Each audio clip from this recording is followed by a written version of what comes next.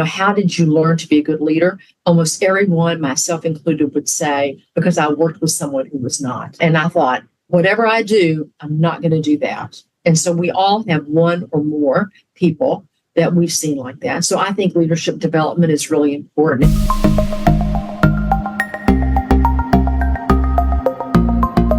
Have you ever had a conversation with someone and thought, I wish I would have recorded that?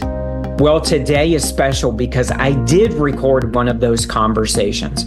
Hello, everyone, and welcome to the TEMSEA Leadership Podcast. My name is Eric Claus, and I have been your host for almost 2 years. I cannot believe that. What an amazing journey. Today's conversation is special for me because I got to interview a nurse executive with decades of experience, over 50 years total experience in the healthcare community. Her name is Miss Marilyn Dubree, and I know she is going to add value to you with this conversation. Hang on, everyone, and welcome. Marilyn, we're excited you joined us here on the podcast today. Thank you so much. Well, thank you. I'm really honored to have a chance to talk with you. I've been looking forward to it. Well, me too. I wanted to share with everybody the first opportunity that I had to meet you. It was through my master's clinical with Susan Hernandez, who was a guest on this podcast. And I remember going to a couple of meetings that you were leading, and I was so impressed with really how you acted as a leader. You were smiling, you connected with everybody. And that just left such an impression on me. But to be able to have this conversation with you is truly, I'm just super excited about it. Well, it's really special when people have memories of you as opposed to just talking to you because they know you've been in a position. But it's really fun for me when someone says, oh, I saw you when I was in graduate school. It makes it really fun. So I think it's going to be a great conversation. Thank you. Well, absolutely. Well, tell us about your journey in healthcare and the positions that you've had and where you ended up. And I know you transitioned, and we're going to talk about that, but kind of walk us through that, Marilyn. Sure. Well, I have a pretty traditional trajectory for someone that is of my vintage in nursing. So I grew up in Bowling Green, Kentucky. And so just a little bit north of Nashville now. And I went to the associate degree program at Western Kentucky University. That was the only program they had. And so I finished that program and then was a staff nurse at the local hospital in my hometown.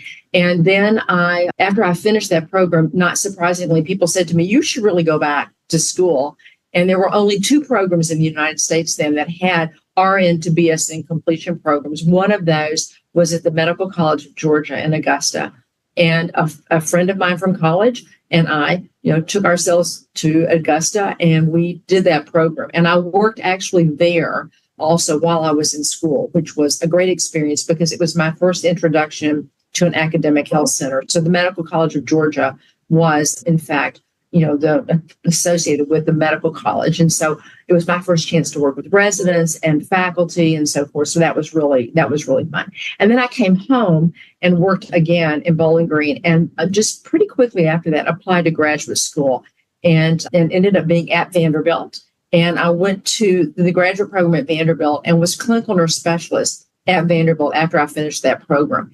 And at that point in time, Vanderbilt had the opportunity, the model that they had for clinical nurse specialists was one of a joint appointment. So I had a 30% commitment to the School of Nursing and a 70% commitment to the medical center.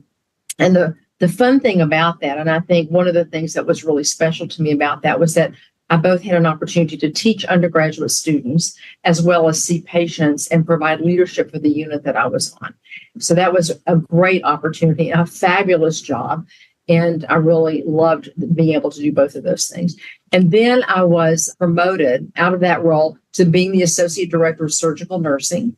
And I did that for 8 years. And then I had an opportunity to come out of that role and to take a position as Director of Operational Improvement. And we create that name. We had, the medical center had received a grant from the Robert Wood Johnson Foundation for improving patient care. And we were doing a lot of large organization work redesign. I'm always hesitant to say large organization because it was so much smaller than it is now. But at that point in time, we were looking at work redesign across the hospital and the clinics. And so that was a fabulous opportunity for me to get exposed to ambulatory practices as well as other hospital practices that I hadn't been involved with before. And I learned a lot about leading change, about culture, about involving people in change. And I know we'll talk some about, the importance of culture and leadership, how that works.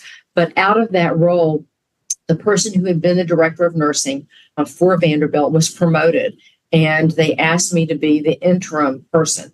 And I knew of all the jobs I ever wanted in my life, the one job I knew I didn't want to do was that. I thought, well, those people are old and they seem really stuffy. And so I don't want to do that job. That's not the job I want to do.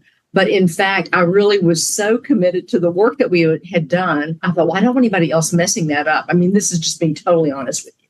And so I said, okay, I'll do that. So I was the interim director of nursing and patient care services for a year. And then the CEO said, when are you going to take this job? And so I interviewed for that job. And then the rest is history. So in 1994, I became the director of nursing and then really had a great experience being the executive chief nursing officer for Vanderbilt for, a number of years. So, Marilyn, how many people did you lead in the executive chief nursing officer role?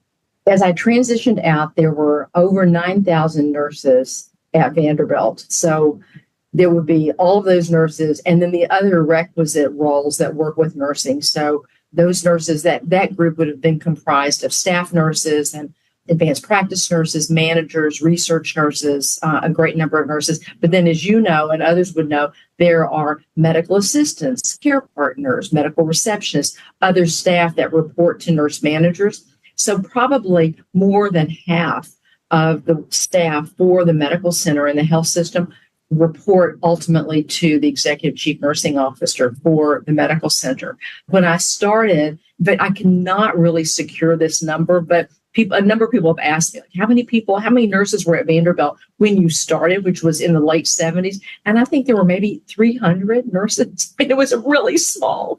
And so, it was a really small number. And the hospital itself was really small. The clinics were really small in terms of what we have now today. So it's been quite an opportunity to watch it change from a place that had surface parking, everything's in one building, all those kinds of things. And of course now, multiple sites, multiple locations. So really, really different and an incredible opportunity for me. That's amazing. I'm wrapping my head. That's like leading a whole entire city. And well, tell us when you decided to become a nurse and, why did you choose nursing or healthcare? Right. Well, so because of the role I've been in, people will often ask me, did you always want to be a nurse? And it's, I have to be really honest that I didn't. I was the only child of parents who did not finish high school. And I did not have the kind of experience where someone said, I really want you to do this job. I really want you to go this far in school. My parents wanted me to contribute and to be happy and to do good work. And so I grew up in a very blue collar family where giving back to people and really serving was really important without a preconceived notion of that you needed to do this or that. And so my father worked in plant operations for Western Kentucky University. My mom worked in the dietary department at our local hospital. They were both supervisors of their work, so they both had groups that they led. And I watched them, obviously, in the ways that they led. And that I now know in reflection that really influenced me in terms of how I probably chose to lead because of what I saw them do, the kind of people that they were. But I didn't start out as a 4-year-old looking at pictures of nurses and going, oh, I really want to do that. I did spend some time in hospitals in a hospital because my mom worked there and I knew people there. But it was a small town and about the size of Vanderbilt now. When I was growing up there, it's about the same size. But I volunteered as a high school student at our hospital. And that was really what introduced me to nursing as an option. And so I volunteered as a candy striper. And I fell in love with the notion of helping people in that environment. And so that was really what really instigated my then going to nursing school, was really that experience. So really, pretty traditional, except for the part where sometimes people will say, "Oh, I always wanted to be a nurse," and that was really not, that was really not my experience. But the experience of being in a place that I've come to describe as being really sacred space, where you really either you realize that you're with people when they are at the most tragic moment of their lives or the happiest moments of their lives, and that you have the privilege to stand in that space and be helpful is really indeed a privilege. And so I love that. And as I think about it, I think that really was congruent with the way I grew up. But I didn't start out going, no, I really want to be a nurse. That's a great insight. It certainly is, by, your journey on how that has come along. And if you were to reflect back with your executive chief nursing officer role, you've seen a lot of change. You've seen a lot of growth. What do you think was the most challenging part of being an executive leader for you in your career? What was that challenge like? Well, I think all the list of challenges are always, I think people start with is there's always a financial challenge. You're always trying to be a good steward of resources and be really fiscally responsible. And so that's, I think when you're in an executive role, you're always mindful of that. For nursing leaders, it's complicated and compounded by we can't do the work that we know is important unless there are enough people to do the work. So workforce issues are really critically important. And if I were to stop there, that would sound actually pretty simple and straightforward. But the reality is that to have a really good workforce solution, you need to have really great managers. And you need to have really great education and onboarding programs. You need to have a great environment where staff can be engaged and you can really involve them in decision making. And you need to create a culture where nurses and others are respected by the other members of the team and vice versa. That does not happen by magic. So if you are the leader or one of the leaders, then you have to work every day to make that happen. When things are smaller, it might seem simpler, but no, it's still, that's the equation. You have to make all that work. There was a woman when I came to Vanderbilt who was the director of nursing and patient care services, who had most recently been the president of the American Nurses Association. So Rosamond Gabrielson was the director of nursing when I came to Vanderbilt, and she was quite extraordinary and really believed in shared governance and engagement of staff. But she believed that staff nurses were the most important role in a hospital, and that they were at the intersection, if you will, of patient care. So they were working with physicians, with other team members, but they were at the very intersection of being with patients. And that if you were in a role of leadership, your job every day was to work for them.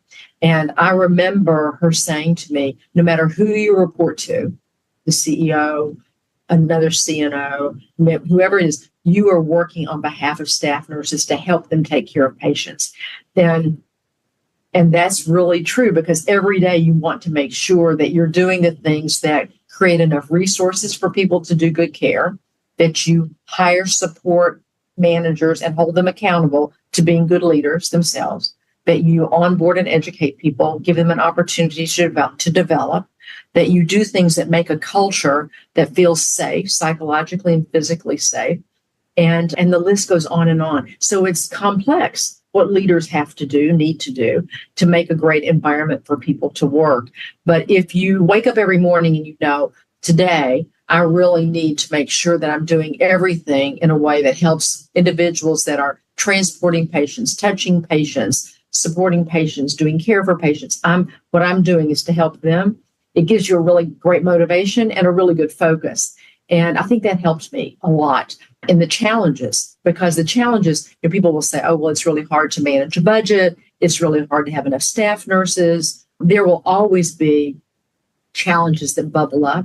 But the complicated part, I think, is making all of it be in balance and to really create a culture where where all of that can happen for patients. And that's really, I think that's really the hard part. I mean, things happen all the time, that make it a challenging day or hour. But the complicated part is, I think, really building a great culture for people to provide patient care. Yeah, there's a lot to that with the challenges. I think, even with healthcare, the way that we're struggling in certain areas within the hospital system and in the transport system. Exactly.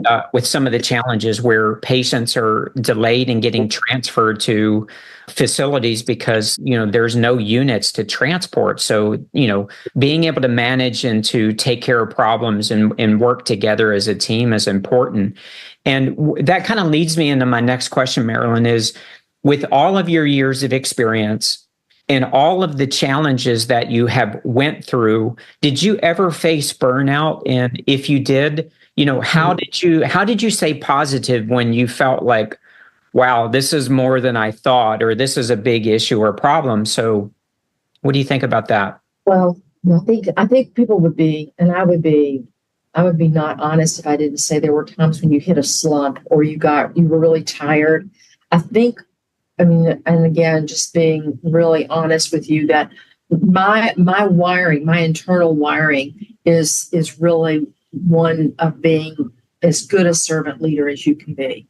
And so one of the things that helped me, quite honestly, was that no matter how tired I got, and I'm not saying this is the right thing to do or the good thing to do, I'm just thinking what happened to me, that people would come to meet with me and I could be really tired, or I could have 5 other fires burning on, in another meeting I was going to be in later in the day, or something I was worried about. But I developed this notion that when I'm talking to you, I need to give you 110% of what I've got. And that's the best I can do. So I really wired myself up to say, when I'm doing something, I'm going to give you the best that I have. And then it's my job to go and rest and do it again. For some people, I don't know that would work. I think that, they modulate much more real time. And I decided that as a leader, people waited a long time to see me, or they wanted an answer, or they needed feedback, or they needed to be heard. And so I really needed to be as focused as I could be for the people I saw. And if I found that I couldn't do that, I needed to take a break. And so the balance comes in having really good friends and family close by. They help you keep your relevant perspective about life. That helped me a lot. My faith is really important to me. So that really contributed to balance for me in terms of where do I fit in the universe? Where does my value come from? And trying to make sense of that. So I think, I always tell people you have to find your own space for this. Like, one person's answer might not be another person's answer, but knowing what makes you feel as if you're doing the best work that you can, and then how do you stay rested for that, is really just being smart. And the times that I've failed or done that less well, I've lost sight of that. It's like, well, I just need to keep pushing on, and I haven't had a break. I haven't spent time with people other than work, and we all do that. We all do that. But I think that it is really important to have some sense of balance. It's interesting now, and maybe you and your colleagues have noticed this, but I think different generations look at work and balance differently than others do. So, if you talk about baby boomers versus millennials versus Gen X individuals, people are described as looking at life and work-life balance as being different in different generations. I now have heard people say that it's really a misnomer to talk about work-life balance, because in fact, the balance implies that you can keep them in balance. And in fact, sometimes your life gets ahead of what you can do at work. And sometimes work gets ahead of everything else. So if we're being really honest, the reality is there is fluctuation in how we go at things, is how we are resilient with that, how we respond to that, how we stay healthy in the midst of that. So I've been paying attention to that more so than going, oh, well, you should be able to keep those things in balance. It's not always quite as straightforward as that. Yes, great insights. I'm reflecting back on your comments with someone in your position with all of your experience. We do a lot of leadership, training for people that are interested in becoming a leader, or they're in, I guess, middle type of management. And one of the common challenges they have, Marilyn, is they feel overwhelmed, like their tasks list are they can't keep up with it, and they just feel fatigued, and they feel like every day there's 3 days of work that happens when they're there that they're behind. Are there any insights that you could share with us on how you were able to keep up with everything and the demands of leadership challenges? It's a great question, right? I mean, people would ask me, as things got bigger, people would say to me, how do you do, if I made the mistake of saying to people, there are 9,000 nurses or 7,000 nurses, because they, if I said, well, I'm a nurse at Vanderbilt, and people go, well, what do you do at Vanderbilt? And I would try to describe that or quantify that to resonate with someone. And then they would go, well, they would ask, how do you do that? And I quickly figured out that, in fact, you don't do it all at one time. That's one thing. And so when people would say to me, how do you manage all of that in one time? My very quick answer was, you surround yourself with good people. You don't think about it all at one time, and you rest. So what that translates to is that, depending on the size of your team, you try to make sure everyone is working at their optimal level too. So for me, it was other CNOs, other managers, other directors. If someone is a manager, it's having really good staff. And how do you help those staff be as good as they possibly can be? So you want everyone to be as good as they can be, because you cannot do it all yourself. And then you don't think about it all at one time. So if you have a list that's so long, and we are all big list makers usually, you have to compartmentalize that a bit and go, okay, how do I really deal with this today? What's going to be the focus of today? What's the biggest burning thing I need to do? And I think that the really good advice that I got as time went on also was about creating time to be more strategic. It's the harder thing to do. So how do you take time, not just to rest, but how do you take time to read and write and think, so that you create a different kind of bandwidth than just working the list? A failure for me might have been that you just work the list, and then all you've done is check things off the list, but you may not have really brought good thought to what needs to happen, or really good consideration of what the next step should be. So I would advise people to, be really judicious about how much you let the list, drive your work. A list is really important just to keep up with so much incoming. And I've noticed for myself, transitioning from my executive role to something that's a little bit less intense, that I had an opportunity to reflect back on, I would be scheduled for multiple things in my previous life, like 3 things in the same hour. And so how did I know which thing did I go to, which thing did I regret to, and which thing did I just have to let go? And so you really skate through a lot. So the luxury of being able to read more, to prepare, to actually close up things in a really neater fashion feels like a luxury to me now. And so I think it would have been great if I had done that even more before I made my transition. But it's hard. In the moment, everything feels really eminently important when you're the manager. And I think particularly when you're a new manager, because you're trying to show and evidence your competency at doing something, and you want people to think you have the ability to do it. So you're working really hard. And I think that's tough. It is tough. And that's probably going to be something that we all have to do in the leadership, titles or the leadership positions that we have. And tell us a little bit about, you're in a unique place in your career. You're able to reflect back with all of the accomplishments that you have done in the executive role. What are you most proud of when you look back? Well, someone asked me, just as I was beginning to transition from my executive CNO role, to do a little walk back for my essentially 50-year career, which is unbelievable. So I'm thinking, well, how long do you have to hear? Yeah.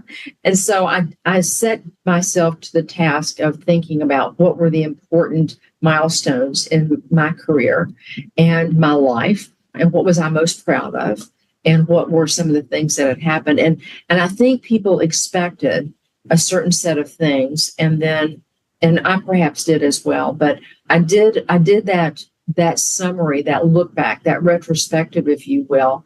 And what I found in the outline that I created for myself, the things that were not on the list were surprising to me. So I'm very proud of a lot of the things that happened at and for Vanderbilt. And so people usually say, oh, well, you must be really proud that Vanderbilt became a magnet organization and they had their fourth designation. You must be really proud that, you've been able to grow the nursing staff from X to X times something really big. And none of that was really on the list for me. The things that were on the list, although I am proud of those things, I'm happy about those things. What I was really proud of was that I believe that now when people say, that is not a Vanderbilt nurse, or a Vanderbilt nursing is really this, that there is a really clear and shared vision and notion of what a Vanderbilt nurse is about, that we are really about doing excellent care for patients and their families, that we really embrace collaboration and engagement, that we are relentless in our pursuit of safety and excellent patient care. That makes me really proud. And I think I learned over time that if you could wave a wand and get that would be really wonderful. But it doesn't work that way. It works actually in the ways that we've talked about before, and that is having really good people, supporting them, helping people make mistakes. How do you learn from those mistakes? How do you engage staff so that you aren't making decisions in a way that's really too far away from the people that touch patients? That they know a lot, that you've really got to pay attention to that. So my retrospective really said to me, I was really proud that some of the values that I grew up with in my family and in my life continue to translate into my leadership practice. And so I was really proud of that I continued to look for ways to put patients first and to put staff nurses and team members that were at the patient touching space. So people who transport patients, people who touch patients, how do we help them do the very best that they can? And I woke up every day thinking about that. And so when people would say to me, it must be wonderful to be the chief nursing officer at Vanderbilt. And the first time someone said that to me, it caught me off guard because I thought, I never think about it that way. It is great. I mean, it was a great job and something I was so privileged to do. But I think if you are in those roles, you do not wake up and think that. You wake up every day and think, is this the kind of place and care that I would want, my friend to receive? And have we got this part fixed? What are we going to do about this to raise the bar? And so I was really, of course, very happy and gratified and grateful to have that position. But I was largely provoked all the time about it has to be better, and we have to make it better. Yeah, I'm thinking, Marilyn, as you're saying that, even the role I've been at Vanderbilt since 2006, and in the position that I'm in right now. You're right. I never think about the title that I have. I always think about how I can serve the servant leadership and what can I do for the providers that are transporting patients if they need something. But that's a great insight. And I think maybe some people are thinking, wow, when I arrive and I have that position, but you really feel more responsible and you're even dug in even more to provide, leadership and to serve the people that are around you. But I never really thought about it that way until you said that. That's a really, really, really good insight. And I just wonder, I think sometimes people have this notion that if you're the leader, that you are in charge, right? And so I would just caution people to know that having a title, everyone has a title or a job code or whatever, and all we control really are the pieces that we actually do in that job. And so my job was to create an environment where people could do the very best they could do. If I ever thought I was in charge, when it got to be as big as it is today, I mean, you really are not in charge. I mean, there are some things I could absolutely assert my decision-making on and stop something or start something. But a good leader doesn't do that. I mean, I can't even remember the last time that I would have said, no, we're going to do this, or we're not going to do this, because you don't lead that way. You bring groups together, you look at an opportunity, you look at a problem, you solve it together and decide, and it's like working a recipe. You work it to get to the most optimal place, and then you try it, and you iterate it again, and you change it a little bit, and you tweak a little bit. That's how you lead. There are occasional times when you have a command and control approach. During the pandemic, where we're taking directions from the government, the CDC, from other people, the state, then that's a different thing. But on a normal day, that's really not what you're doing. So in my job, and in the jobs of many managers, I began to look at it as if, what do I do that helps that one person that's working night shift know how to do the best thing for that patient, and how am I helping them be able to make that decision? So if that were easy, then anybody could do, my job or anybody else's job. But it's not easy. So it has a lot to do with culture. It has a lot to do with, really having good policies, holding people accountable, making sure good people are working with one another. But that's how you sleep at night, is to go for the most of the people that are there, the bell curve, the continuum of people. They are going to be doing absolutely the best care that they know how to do. And we're going to continue to iterate it in the morning and tomorrow and next week until we continue to get it better. So I think that's why, leadership looks really magical to some people, like, oh, if you're in charge, you could do this. And it's just not quite that straightforward. I think the last time I felt that way was very early in my career, where I thought, if I were in charge, one of those waves of the one, if I were in charge, I would have bigger rooms so we could take care of people and not be bounced up against the wall or the window. I would have space for families. I would have enough nurses, and I would have everyone be as smart as they could possibly be. I mean, you start thinking like, well, what would really help? And so in the new critical care tower, for example, at Vanderbilt, we now have staff space, patient space, and family space. So, at least in that one space, some of those wishes came true. We have very smart staff nurses and managers, team members. I mean, it's really quite extraordinary. And most of the time we have enough people, not every single day, because as you said, sometimes we don't have enough people to take patients, but we are really aware of that. We really work on that. So I think that's been really important to me, is to, it felt really simple when I was younger. And so I still think those things are really important, that you have good space and good culture for people to do the work in. So. It's great insights. I can't wait to go back and listen and to take more notes as we go through this. And this is a pretty neat question, I think, that I get to ask you. That is, I don't know if I've had an opportunity to ask anyone on the podcast and over the 20 episodes we've done.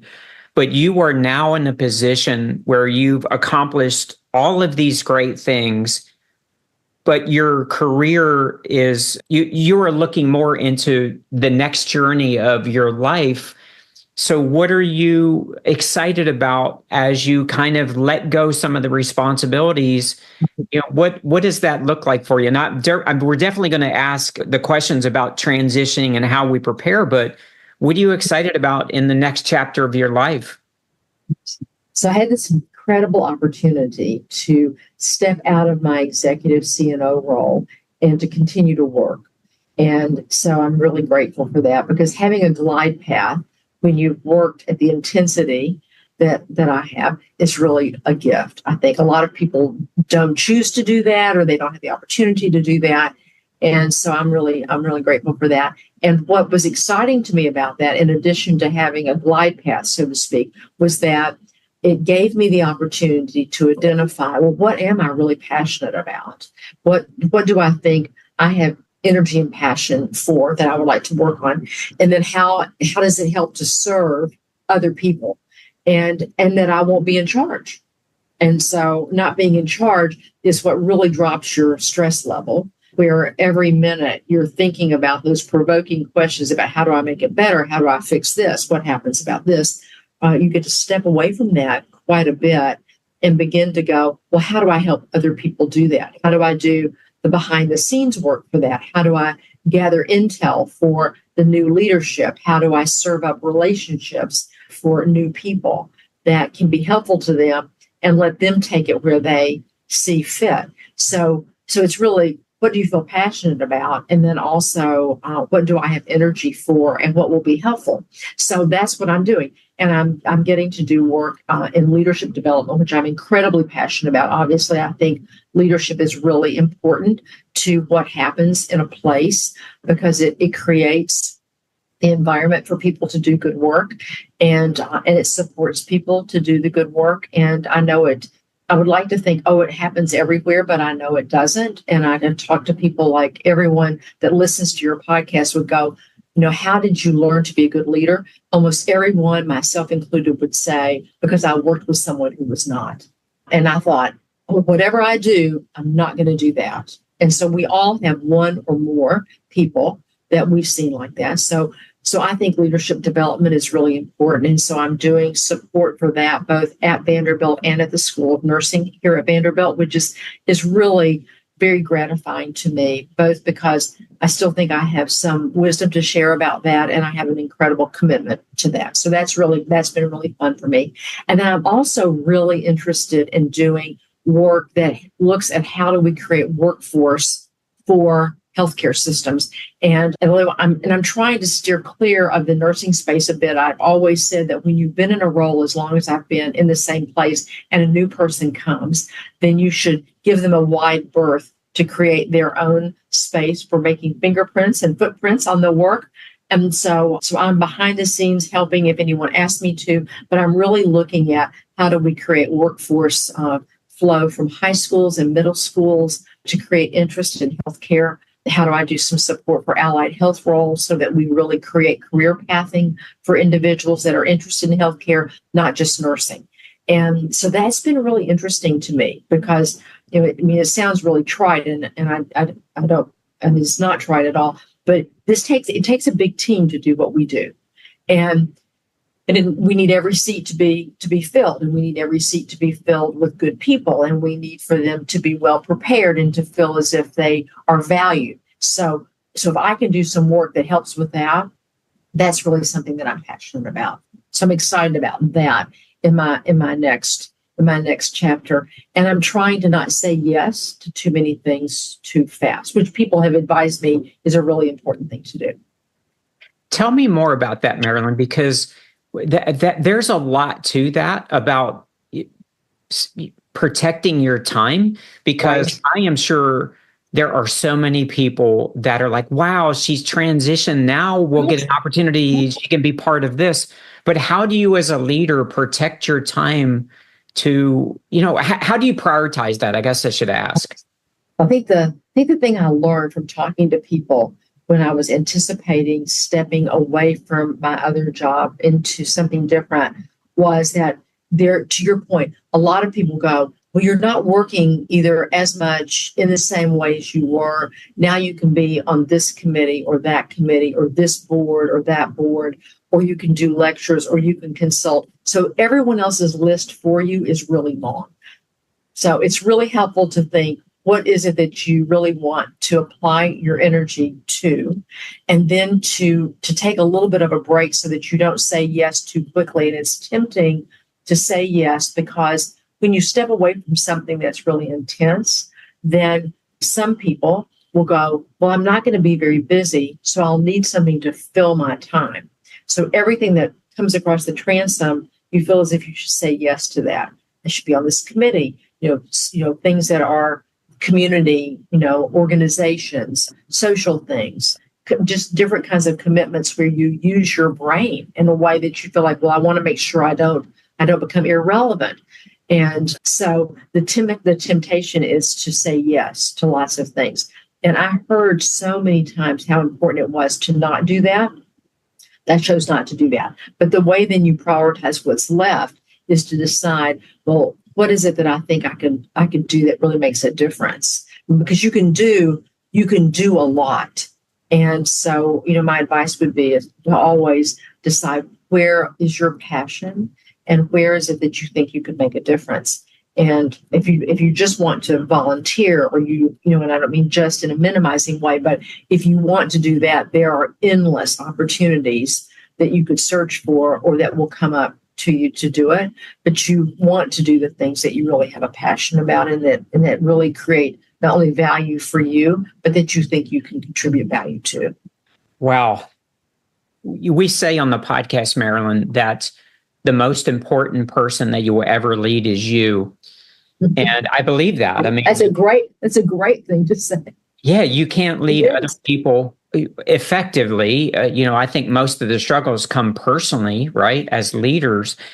And that advice that you gave is perfect when it comes to leading yourself. And I think although you've transitioned out and you're looking at different things, I think there's so many nuggets in there, even for leaders that are very busy right now and are stressed because sometimes you feel like you can't say no as a leader, but sometimes you have to say no as a leader. Obviously, there's a lot to that statement, but you're right. It seems like the more successful that you become or you become recognized, the more people want a piece of you because of your accomplishments, but you can't do everything. And that is so good. I love that advice. I can't wait, certainly to share that with other people. And you had mentioned earlier about transitioning with a new leader coming in. And I wanted to ask you, there was a lot of preparation for you to change roles and for the new leader to come in.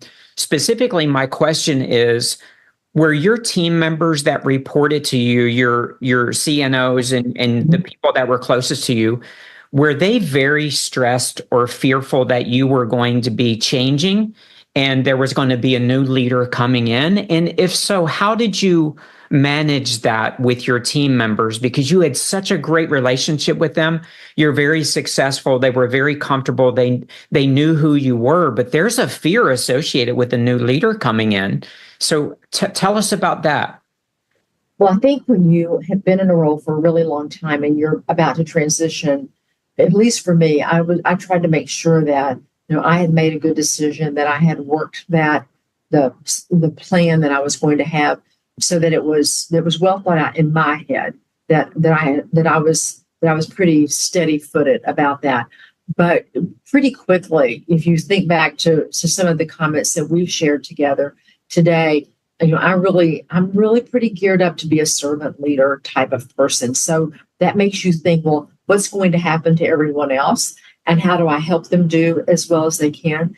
And what I found was that people do get nervous. A new person, even if it's the best person, will make you nervous because it changes what your routine is. So you can just anticipate that no matter who we pick and how we pick them, it's a change. And so change is what everyone knows it to be. It's really challenging and it's difficult, but it's really possible if you're planful about it. So what we did was I made my announcement in September.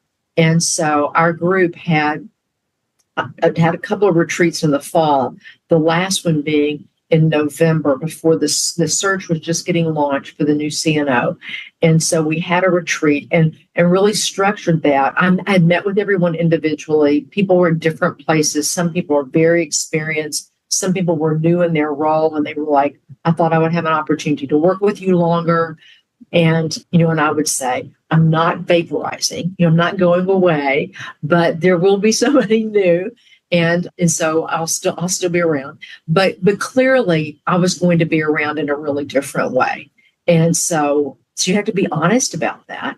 And so our retreats and the work that we did were really structured in two parts. One was to just acknowledge that change is hard and that there's a grieving that we do when someone steps away, and also when we have to step away from the known.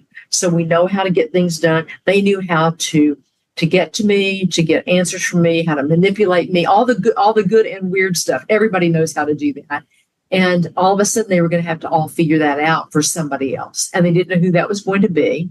So your choices are, I think, twofold. One, to decide how do we show the best of ourselves, because whoever is picked, we're going to pick the best person that everyone really can support.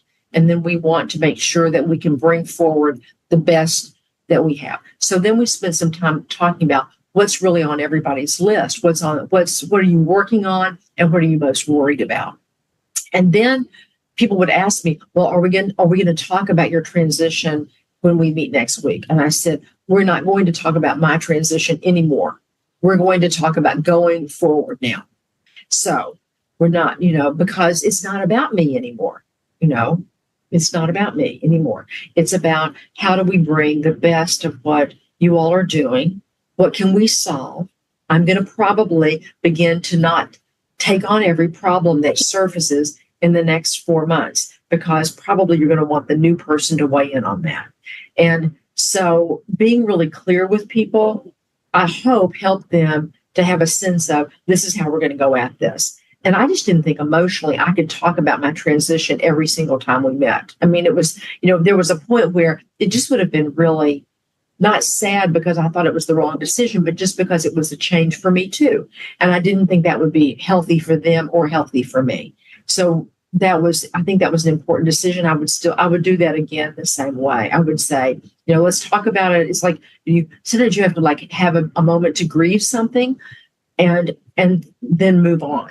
And so let's go ahead and structure that and then work on how do we create a list and the story that tells the best of us, because we want the new person to know we are all really strong and good leaders in our own right, but here are the things we're working on. And you want to be able to tell that story.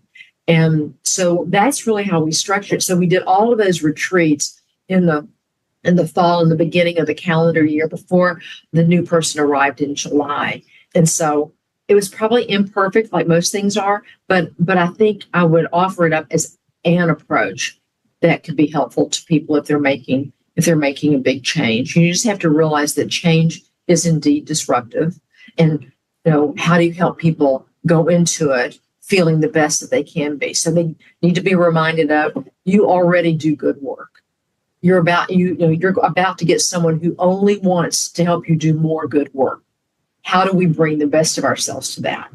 And so I think that was important for me to remind them that, we were serving up a fabulous nursing service to the new person that was going to come. That, getting the Vanderbilt job was really a great opportunity for someone, but they were indeed going to put their fingerprints on it. And they were going to indeed raise the bar. And we wanted to be ready for that. It was like going into the next game. How do you help people be really, excited about the next game and not skittish? I don't know if I've ever heard anything like that. That is such a powerful insight that we typically don't get to ask that question to a leader that is as successful as you, and really, I hope everybody understands about how much preparation it was for you to do that. But I love the part that you had said, no more, I'm not talking, this is not about me anymore. It's about you. And wow, that is so good. And there is so much depth to that. Thank you for sharing that. Marilyn, looking back on your career and the lessons that you've learned, is there anything that stands out to you that you would have done differently? And if so, why? Well, I would never underestimate the power of culture, which most people hear about, read about, have reinforced by lots of people. You can do so many things in an organization. And, people talk about, culture eats strategy for lunch. I mean, there are all these little sayings that people have, but people do what they do because of the culture. And so Vanderbilt has its own really strong culture, and people could describe that in lots of different ways. But it is the way we all get things done. And sometimes people will come to a place like Vanderbilt and say, well, I thought this was in the South, and so it'll be really slow paced. And for those of us who've been here, would do exactly what you did. I mean, it's just laughable, right? It's like, no, it's pretty competitive. It's pretty intense. It's, it doesn't wrap up at 1:00 to go have, iced tea on the veranda. I mean, it's like a real place, and it's really, really busy and really intense. But culture drives all of that, and I think it's because we have this relentless pursuit doing the best thing, and we're never satisfied about something that's less, at least in the amalgamated part of us. When I think about mistakes that I made or things that I would do differently, one of the things that always bubbles to mind for me is that I was really naive in the early days about if something were going really well. I was so grateful that we had launched a new clinical ladder program or a new iteration of that, or our shared governance system was so entrenched and so good. And I would think, okay, that's really good. Now I can turn to the next thing. And what I learned was that for the things that support culture, and those two examples are actually really important to the culture. So shared governance really is important in terms of how we engage staff. How do we model accountability? How do we listen to the people who care for patients? The clinical ladder is really important, not just because of policies, but because it rewards people being able to advance and be close to patients. So those are things about salary and status and elevating their skill sets. Really important things. They all have policies around them. They all have execution around them. But once you've launched in my early moments, I thought, well, and now I can let I can put those pots on the back burner and they'll do fine. And my mistake or my learning from that was really that you can never not pay attention to everything that's important. And so sometimes people will say attention is the currency of leadership. So if you don't pay attention to it, then you're not making an investment in it. There is truth to that. And so it doesn't mean that you have to pay attention to every single thing. So, in follow up to our earlier moment about how do you get everything done and how do you not get exhausted and how do you not get burned out, you can't do everything yourself, but you can build structures that say, I'm going to evaluate this every year, or I'm going to evaluate this every other year, or this is the way we will continue to monitor this process. So I would now, and it's just one of the things I always think about. I had to go back and push restart on a couple of things because I didn't pay attention to them because I thought they were in such good shape. And so I would never now not have a way to monitor things. I would always pay attention to them. Even if it weren't me, myself, looking at it just myself, I would create a process to monitor things because you can't take for granted that anything you do is going to stay unless you pay attention to it. And some of the CNOs would say, we finally have made an inroad about falls. And we would all be so relieved. And the metrics around falls would look really good. And then 9 months later, we would wonder why on this unit, the falls rate has gone back up. Well, we didn't pay attention to it. We had staff turnover. We did the education somewhere else, but we didn't repeat it there. And so it's just the unfortunate thing that happens with humans. We only have so much bandwidth to pay attention to things. And if we don't structure it in, then we lose sight of it. And so you have to build ways that you can continue to stay on top of what's important to you. And in healthcare, there's a lot that's important to us. And leadership requires that you determine ways to pay attention to all of it in ways that you can have it be as good as it possibly can be for the person that's on the other end of what you're doing. So it wouldn't matter. It wouldn't matter if there weren't a patient and a family at the other end of what we're doing. But every single time there is. And so we have to pay attention to it. Once again, I am blown away by your insights that you're sharing with us today. It's incredible. I know we're getting close to the end, and 2 questions that I'm really looking forward to asking you is we got a lot of leaders or potential leaders or people that are really just very interested in healthcare, from the transport community to, physicians to nurses and family members of those as well that are listening, and people outside of healthcare. But what advice would you share for those that are looking at becoming leaders? What are some things that you think that we need to pay attention to?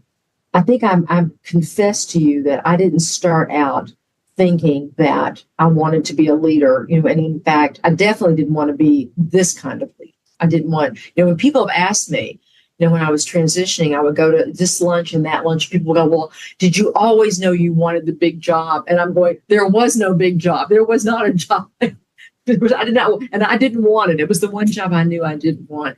I think I would tell people that when I was a candy striper, so going all the way back to my the the very beginning of my story. When I was volunteering at our hospital, I was so provoked always by things that needed to be better or things that could be better.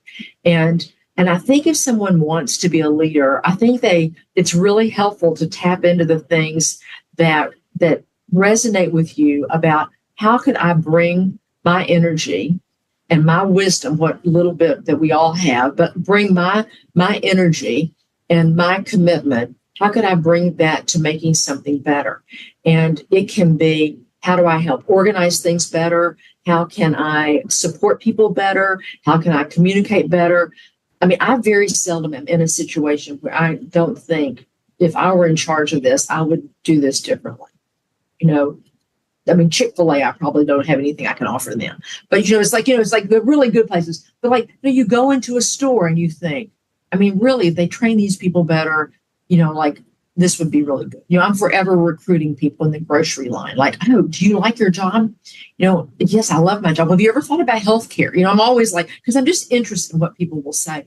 And so I sometimes think, look at the things that are important to you, and then bring the best of yourself to that, and it helps you lead. I mean, if you've seen one leader, honestly, you've seen one. And each of us that have had the privilege to lead something have really become, I think, provoked about what we could do that would help make that better.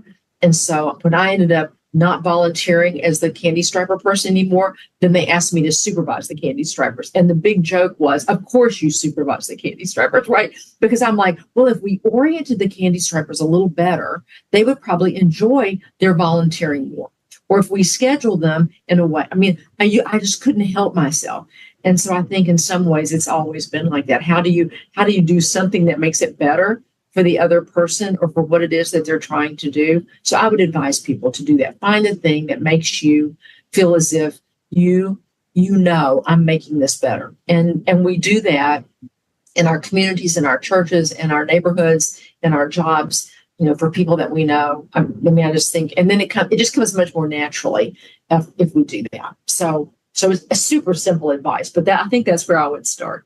It's profound. Thank you for that. And the last question, and I'm looking at your office in the backdrop of your screen in your video, and you had mentioned to me during our pre-interview that you like to read and you like to learn.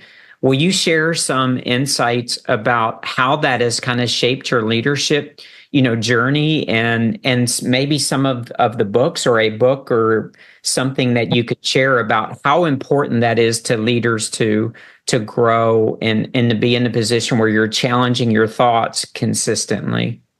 I think when we mentioned this, that there's so many things about books that are important to me, and I like to touch books, obviously. I should have and this is like a small smattering here of what I had in my other office, which was just pitiful because I had so many books. And I called the library at Vanderbilt and talked to Philip Walker and said, Phil, would you like some of my books? I mean, some of these books are really old and they've been signed by the author. He said, no, Marilyn. He said, we don't want your books. He said, we don't use books anymore. I mean, it's just pitiful. I mean, so they don't do books. And so I was left with all these books, which I took to the library and I've given books away.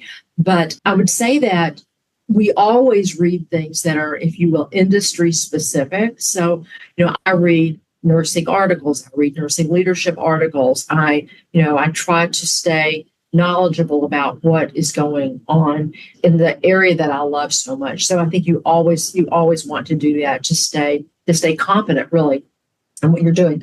But the books that I really love to read are books that are really probably more out of industry books that are about art or music or architecture or leadership in leading orchestras. So things that look at leadership differently than they might be looked at in healthcare, largely because it makes me have to think differently. And I think sometimes that's not only good for me, but it gives me better material to talk to other groups about. I mean, people get tired of, I read in Modern Healthcare, or I read in the Journal of such and so.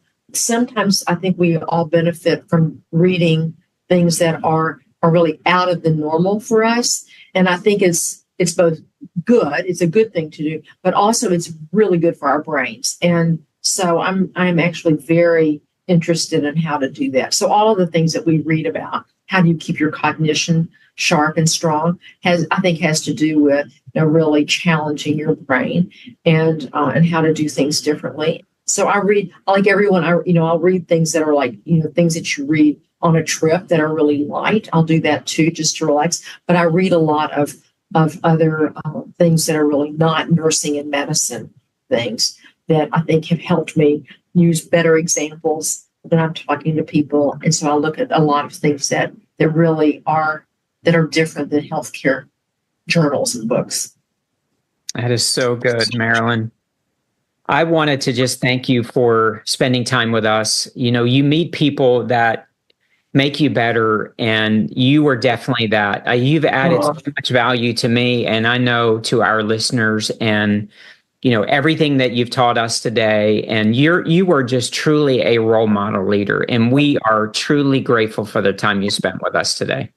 I'm so grateful for just the privilege of talking to you. And I think that I would love to say to anyone who has the opportunity or the punishment to listen to the time that we've been together today, I can't express deeply enough the gratitude that I have for all of the people that make up what it is that we try to do together.